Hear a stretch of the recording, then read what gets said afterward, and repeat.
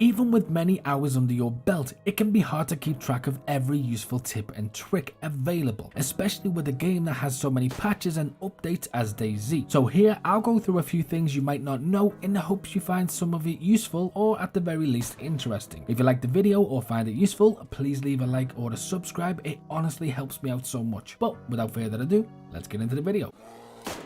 Oh, great, he can fly. Similar to what you can do to other players, it's possible to blast the legs out from under zombies, meaning they'll crawl towards you unable to stand or walk. One of the best places to loot, and I never mention it because they're quite rare, but they are in almost every major city, is a bush shelter. They are a great place for loot and no one ever seems to use them. They have shelves which contain not only food but also useful survival items. If you see one of these places, always loot them. As I say, they're not common, but they are one of the best places to loot and they always have lots of valuable stuff.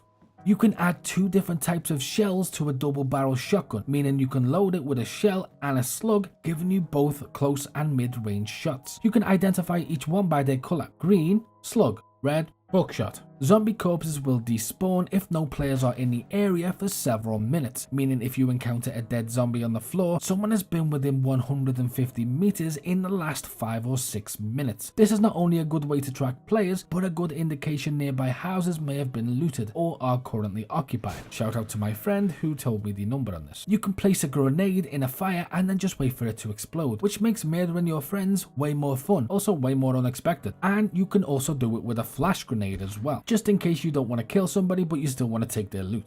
Something that might surprise a few of the newer players, though it's fairly obvious when you think about it. You know when you find packets of seeds in greenhouses and you're a little disappointed it wasn't food? Well, you can actually plant them in the place you find them, then just add water. Come back later and you'll have a full garden and so much food that will last you a long time. This can be perfect if you're in a larger coastal town and you want to do some local exploring, or if you're in a building nearby. But keep in mind, you will need some form of gardening tool. But this is always good to know for bases as well.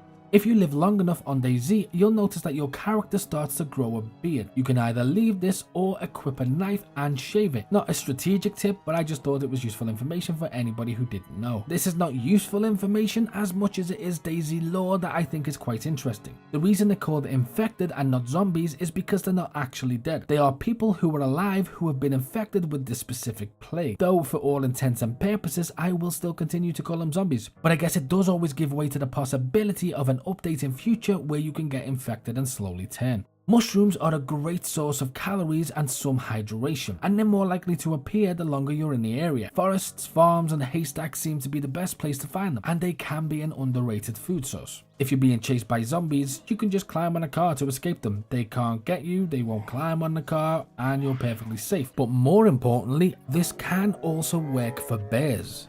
Good tip for new players. Okay, well that was quicker than expected. That's what she said. And that's the end. Please leave a like or a subscribe. Thanks for watching, and as always, until next time.